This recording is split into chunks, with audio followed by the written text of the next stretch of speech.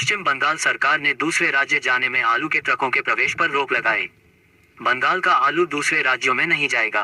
ऊपर से ऐसा आदेश आया है और इसीलिए आलू लदे ट्रकों को आसनसोल झारखंड सीमा पर डीबूडी चेकपोस्ट के पास रोका जा रहा है। बंगाल से झारखंड, बिहार जाने वाले आलू लदे ट्रकों को प्रशासन द्वारा रोका जा रहा है। प्रशासन वाहन चालकों से उसी स्थान पर लौटने के लिए कह रहा है जहां से वाहन भरा गया था। बंगाल के आलू की गाड़ियां बाहरी राज्य नहीं जाएंगी। इस घटना से ट्रक का ड्राइवर मुश्किल में है।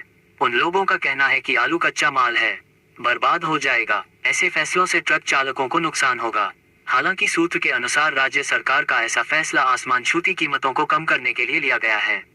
अगर बंगाली आलू बंगाल में होगा तो लोगों को थोड़ी कम कीमत पर मिलेगा। हालांकि उच्च अधिकारियों के निर्देश के बाद ही पुलिस बैरिकेड लगाया गया है। सभी ट्रकों की जांच की जा रही है। वहीं अगर यह आलू की ट्रक है तो पुलिस उसे जब्त कर वापस लौटाने की बात कह रही है। আমাদেরকে আলু গাড়ি বলছে যে বেঙ্গল থেকে যাবে না ঝাড়খণ্ড।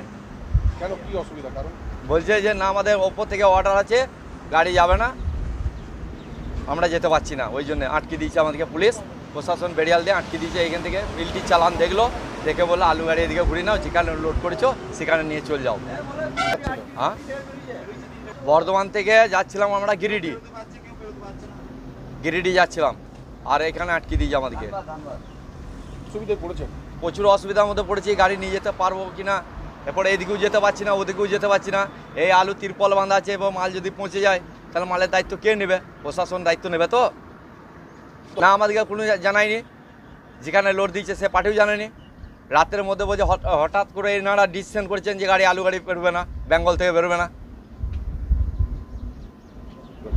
বর্ধমান থেকে গিরিডি।